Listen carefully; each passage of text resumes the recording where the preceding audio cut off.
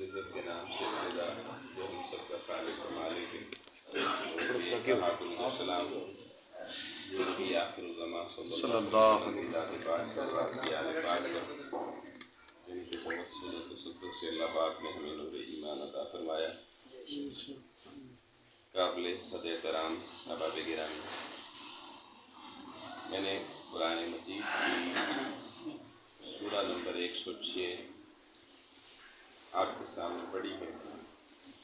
معروف سورہ ہے، اکثر احباب کی زبانی یاد ہوتی ہے، سورۃ قریش اس کو کہتے ہیں۔ اللہ رب العالمین نے قریش کا جو قبیلہ ہے جو مکہ میں آباد تھا، اس کے حوالے سے اس میں گفتگو کی ہے، اور بڑی معنی کی گفتگو ہے، بڑی سمجھنے والی گفتگو ہے۔ رب العالمین نے فرمایا لإیلاف قریش۔ ایلاف عربی زبان میں مانوس ہونے کو کہتے ہیں، کسی شے سے مانوس ہو جانا، ایلاف۔ اور لام جو یہاں پر لگایا گیا ہے، یہ تعجب کے لیے، حیرت کے لیے مسلمانوں کو ایک پیغام دیا گیا قیامت تک کے لیے، اہل ایمان کو۔ اللہ پاک نے فرمایا کہ یہ حیرت ناک بات ہے، تعجب کی بات ہے اے مومنوں، قریش کو ہم نے مائل کر دیا تھا۔ کس چیز کی طرف مائل کر دیا تھا؟ ایلافہم رحلۃ الشتاء والصیف۔ وہ مانوس ہو گئے تھے، مائل ہو گئے تھے گرمی کے سفر سے بھی اور سردی کے سفر سے بھی۔ شتاء والصیف یعنی گرمی گرم موسم ہو یا سرد موسم ہو، ان کے لیے دونوں موسموں میں سفر کرنا ہر خطرے سے پاک کر کے موسم کی شدت سے بھی ہم نے ان کو بچا لیا تھا۔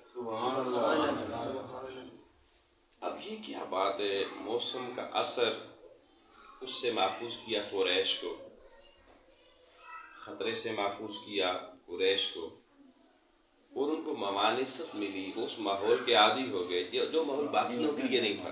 یعنی عرب میں بہت سے قبیلے رہتے تھے، عربوں میں بہت سے قبیلے رہتے تھے، لیکن صرف قریش قبیلے کے متعلق ایک بات کی گئی کہ گرمی اور سردی دونوں کا سفر ان کے لیے، اس کی سہولت انہیں دے دی گئی۔ اس کے لیے انہیں اللہ پاک نے اپنی بارگاہ سے خوف و خطرات، چاہے وہ انسانوں کے ہوں یا موسم کے ہوں، اس سے بری و ذمہ کیا۔ واقعہ یہ ہے کہ عالم عرب جو تھا نا، اس کے اندر آپ جانتے ہیں کہ نہ ایگریکلچر ہوتی، نہ یہاں پر کوئی انڈسٹری تھی، نہ یہاں کوئی دیگر جاب وغیرہ تھی۔ پتھریلی زمین، ریگستانی زمین، سمندر، بظاہر سوائے کھجور کے اور مچھلی کے وہاں کوئی تیسری چیز ایسی بڑی نہیں پائی جاتی تھی۔ کھجور کے درخت تھے، باغات تھے، اور سمندر میں مچھلی ہوتی تھی۔ اب ان دو چیزوں سے تو انسان کا گزارا نہیں ہوتا نا، ساری زندگی بندہ کچھ مچھلی سے اور کھجور سے گزارا کرے، ممکن انسان کی دیگر ضروریات کی۔ اب عربوں کی سب سے بڑی ضرورت تھی تجارت کرنا۔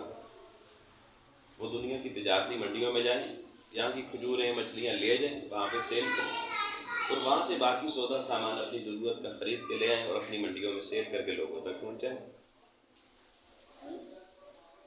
اب ماحول یہ بنا کہ تجارتی قافلے جب نکلتے تو عربوں میں دشمنیاں بہت تھیں، سالہ سال سے، 20 سالوں سے، 50 سالوں سے دشمنیاں خاندانوں کی چل پڑتی تھی، کبھی قبائل کی۔ تو قبائل اس طاق میں رہتے کہ جب کوئی ان کا مخالف قبیلہ، دشمن قبیلہ، وہ کہیں سے کسی تجارتی منڈی سے سامان لے کے آئے، بجائے اس کے کہ منڈی میں پہنچ کے وہ بیچے، تو مخالف قبیلہ راستے میں ہی روک کے سامان چھین لیتا تھا اور سامان لانے والوں کو قتل کر دیتا تھا۔ یوں بد امنی اور قتل و غارت گری یہ عرب میں انتہا درجے کی تھی، اور کوئی قانون نہیں تھا، کوئی جوڈیشری نہیں تھی، ہر خاندان کا اپنا قانون ہوتا تھا، خاندانی نظام، قبائلی نظام، اصلیتی نظام یہ چل رہا تھا۔ ایسے ماحول میں عرب کا کوئی بھی قبیلہ، صرف طاقت ایک ایسی چیز ہے جس کے پاس زیادہ ہو وہ کوئی سامان بچا لے، اپنی جان یا مال یا عزت اور آبرو بچا لے، باقی ان کے لیے بچنے کے کوئی چانسز نہیں ہوتے تھے۔ لیکن قبیلہ قریش جو تھا یہ مکہ شہر میں حرم مکہ بیت اللہ کے قریب آباد تھا، بیت اللہ شریف کے، اور اللہ کے گھر بیت اللہ شریف کی حرم کی پاسبانی، نگہبانی، دیکھ بھال یہ قریش قبیلے کے پاس تھی۔ حرم اللہ کا گھر اتنا معزز اور محترم ان لوگوں کی نظر میں، وہ جو عصبیت کا شکار، خاندانی افریت کا شکار، قتل و غارت گری کا شکار، ذاتی دشمنیوں کا شکار، مرنے مارنے والے، عزتیں لوٹنے والے، ڈاکو قسم کے لوگ بھی، لیکن مکہ کے جب حرم کی بات آتی نا تو حرم کا مکمل ریکارڈ کرتے تھے۔ یہ ان کے دل میں موجود تھا، اللہ کے گھر کی عزت۔ کیونکہ وہ ایک واقعہ بھی دیکھ چکے تھے عام الفیل والا، ابرہا جو یمن کا بادشاہ تھا وہ ہاتھی لے کر آیا تھا اللہ کے گھر کو گرانے کے لیے، تو عربوں نے یہ منظر دیکھا تھا کہ اللہ نے اسے اپنے گھر تک پہنچنے سے پہلے ابابیلوں سے مروا دیا تھا، اور مکہ حرم اور حرم کے قریب رہنے والوں کو اللہ نے بچا دیا تھا۔ اللہ نے صرف اپنا گھر نہیں بچایا تھا کعبہ، بلکہ سارے حرم میں رہنے والوں کو بھی ان ہاتھی والوں سے بچایا تھا۔ لہذا حرم کی عزت ان کے اندر تھی، کیونکہ قریش حرم کے پاسبان تھے، نگہبان تھے، حرم کا انتظام اور انصرام وہ سنبھالتے تھے۔ اس وجہ سے قریشیوں کی عزت پورے مکہ میں، عرب میں سب سے زیادہ تھی۔ لہذا قریشی اگر کوئی مال تجارت لے کے کسی منڈی میں جاتے نا تو جو بھی انہیں روکتا راستے میں وہ صرف بتاتے ہم قریشی ہیں، وہ کہتے اسے چھوڑے نہ جانے دیں۔ حرم مکہ، مکے کے محافظ یا مکے کے نگہبان ہونے کی وجہ سے اللہ نے قریشیوں کو اتنی عزت دی، ان کی عزتیں بھی محفوظ ہو گئیں، ان کے مال بھی محفوظ ہو گئے، ان کی جانیں بھی محفوظ ہو گئیں۔ حالانکہ وہ مومن نہیں تھے، مسلمان نہیں تھے، مشرک تھے، انہوں نے اسی اللہ کے گھر میں 360 بت تو حضور نے جو توڑے تھے وہ موجود ہیں، خدا جانے اور کتنے ہوں گے۔ حتیٰ کہ بیت اللہ شریف کی چھت کے اوپر بھی بت پڑے ہوئے تھے۔ یہ جو مولا علی رضی اللہ عنہ کے بارے میں آتا ہے کہ انہوں نے اوپر چڑھ کے بت توڑے تھے، اگر صحیح حدیث کا مطالعہ کریں تو وہ پتہ چلتا ہے وہ کعبے کی چھت پہ چڑھ کے توڑے تھے، یعنی کعبے کے اندر تو بت تھے، چھت پہ بھی انہوں نے بت رکھے ہوئے تھے۔ اللہ کا گھر اندر سے لے کر باہر تک، اور حولہا بھی حدیث میں کہ کعبے کے آس پاس بھی بے شمار بت پڑے ہوئے تھے۔ یہ جو حضور علیہ السلام حجۃ الوداع کے موقع پر آئے، اس موقع پر حضور نے اندر بت نہیں توڑے، باہر توڑے تھے۔ تو کعبہ اندر باہر اوپر ہر طرف سے بتوں سے بھرا ہوا تھا، اور یہ بت، ان بتوں کی حفاظت کرنے والے بھی قریشی تھے، مشرک تھے، لیکن صرف حرم کے خدمت گاروں ہونے کی وجہ سے انہیں اتنی عزت ملی کہ سارے بلاد عرب میں قریش والے معزز ہو گئے۔ باقی قبیلے لٹ جاتے، مر جاتے، قتل کر دیے جاتے، لیکن قریشیوں کو کوئی کچھ بھی نہ کہتا، صرف اس واسطے کہ وہ قریش تھے۔ اب ہوتا کیا، دو بڑی منڈیاں تھیں عرب کے قریب، ایک تجارتی منڈی تھی ملک شام میں، ایک تھی یمن میں۔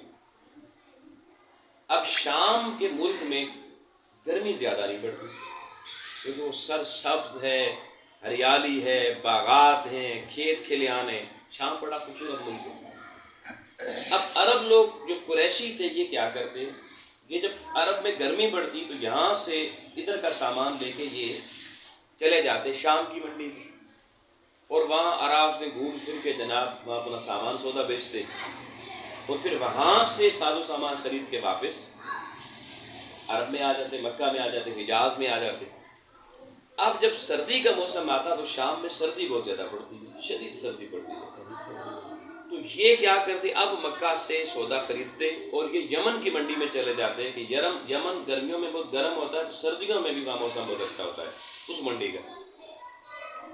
اب یہ دو وہ علاقے تھے جہاں شامی اور یمنی آگے راستوں میں راہزن بیٹھے ہوتے تھے، کوئی قافلہ بھی آتا وہ اس کو لوٹ لیتے تھے، لیکن اگر قریشی آئیں یا جائیں نا تو وہ جب اپنا تعارف کروا دیتے ہم قریشی ہیں، وہ کہتے نہیں جانے دیں۔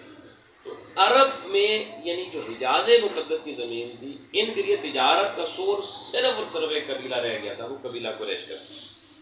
اللہ پاک نے قرآن مجید کی سورہ قریش میں یہ ذکر کیا، فرمایا لإیلاف قریش، قریشیوں کو ہم نے ماحول کے ساتھ آسودہ کر دیا تھا، ان کے لیے آسانیاں پیدا کر دی تھی۔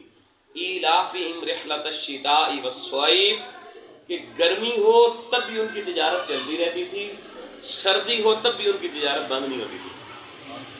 مشرک ہیں، کافر ہیں، مگر اللہ کی نوازشات ہیں، کیونکہ اللہ کے حرم کے پاس باندھ ہے۔ اب اللہ نے فرمایا کیونکہ تمہارا تعارف دراصل میرا حرم ہے، میرا گھر ہے، تو میرے گھر اور میرے حرم کے تعارف کی وجہ سے فَلْيَعْبُدُوا رَبَّ هَذَا الْبَيْتِ، اس گھر کے پاسبانی کرنے والوں، اس گھر کا جو رب ہے، تمہیں چاہیے عبادت بھی اسی کی کیا کرو۔ تم بتوں کی پوجا نہ کرو، تم شرک چھوڑ دو، کیونکہ تمہارا تعلق میرے حرم کے ساتھ ہے، تو جس کا تعلق میرے حرم کے ساتھ ہو اس کو چاہیے اس حرم کے رب کی طرف لوٹے اور شرک سے نکل کر ایمان کی دولت سے متعین ہو جائے۔ فَلْيَعْبُدُوا رَبَّ هَذَا الْبَيْتِ، اس گھر کے رب کی عبادت کی طرف لوٹاؤ۔ الَّذِي أَطْعَمَهُم مِّن جُوعٍ، سب بھوک سے مر رہے ہیں عرب کے لوگ، اور اللہ تعالیٰ نے تمہیں اس بھوک میں بھی تمہارے کھانے کے لیے، تمہارے اناج کے لیے، تمہاری تجارت کے لیے راستے کھولے ہوئے ہیں۔ وَآمَنَهُم مِّن خَوْفٍ، جب پورے عرب میں ہر طرف خوف پھیلا ہوا ہے، کسی کی جان اور عزت محفوظ نہیں ہے، ہم نے اس ماحول میں بھی ہمارے کعبے کی نسبت کی وجہ سے، اس کی پاسبانی کی تعلق کی وجہ سے، تمہیں اس خوف کے ماحول میں بھی ہم نے امن عطا فرما دی ہے۔ تمہاری بھوک بھی مٹا کے رکھی اور تمہیں خوف کے مقابلے میں امن دیا۔ یہ دو دولتیں تمہیں دی ہیں، لہذا ان دولتوں کا تقاضا یہ ہے کہ تم اللہ کے گھر میں اپنے بتوں کی پوجا نہ کرو، اس گھر کے رب کی طرف پلٹ آؤ، اس کی عبادت اور اس کے ساتھ تعلق جوڑو۔ یہ تو میں نے کیا ترجمہ اور تھوڑا سا پس منظر بتایا اس قبیلے کا۔ اب دوستان محترم، سننے سمجھنے والی بات یہ ہے، اس صورت کے ذریعے اللہ پاک نے اس امت کو ایک بڑا واضح اور بڑا خوبصورت پیغام دیا۔ وہ کیا ہے؟ فرمایا جس کا تعلق دنیا میں، جس کی پہچان میرا دین بن جائے، میری ذات بن جائے، میرا محبوب بن جائے، وہاں تو میرا حرم ہے، میری ذات نہیں ہے۔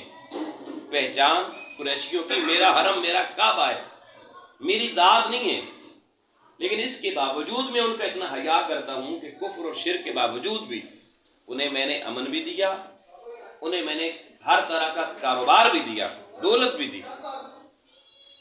اے ایمان والو، ان پہ تمہیں تعجب اس لیے کروا رہا ہوں، لِإِيلَا، یہ جو لی میں نے بتایا تعجب کے لیے ہے، کہ تعجب کی بات اللہ نے کہا اس لیے ہے کہ وہ تو مشرک تھے نا، تم بظاہر مسلمان بن کے کلمے پڑھ کے، میری نمازیں پڑھ کے، میرے کلمے پڑھ کے، پھر بھی تمہارا کردار ان جیسا، تم بھی آپس میں لوگوں کی عزتوں کے لٹیرے ہو، ڈاکو ہو، جس کا مال میں نے لوٹ لیتے ہو، تمہارے سے بھی کوئی محفوظ نہیں، نہ خاندان کا بندہ، نہ پڑوس کا بندہ، تمہارے اندر بھی قبائلی سسٹم ہے، ایک قبیلہ دوسرے قبیلے کے ساتھ نفرت کرتا ہے، ایک سیاسی پارٹی دوسری سیاسی پارٹی سے نفرت کرتی ہے، ایک مذہبی جماعت دوسری مذہبی جماعت سے نفرت کرتی ہے۔ کیا یہ قبائلی سسٹم نہیں ہے؟ کیا تفریقات نہیں ہے؟ بے شک۔ یہ لام لگا کے تعجب کا اظہار اللہ نے کر کے اس امت کو پیغام دیا ہے کہ اگر پہچان میری رکھنی ہے، میرے دین کی رکھنی ہے، میرے محبوب کی رکھنی ہے، تو پھر کردار بھی ایسا بناؤ، پھر اپنا کردار بدلو۔ آپ دیکھیں علماء جتنے ہیں، جس کو آپ عالم کہتے ہیں، اس کی لوگ عزت کرتے ہیں، کیوں کرتے ہیں؟ تجارت کی وجہ سے، صرف اس لیے کہ وہ اللہ کے دین کا عالم ہے۔ اس کی پہچان اللہ کا دین بنا یا نہیں بنا؟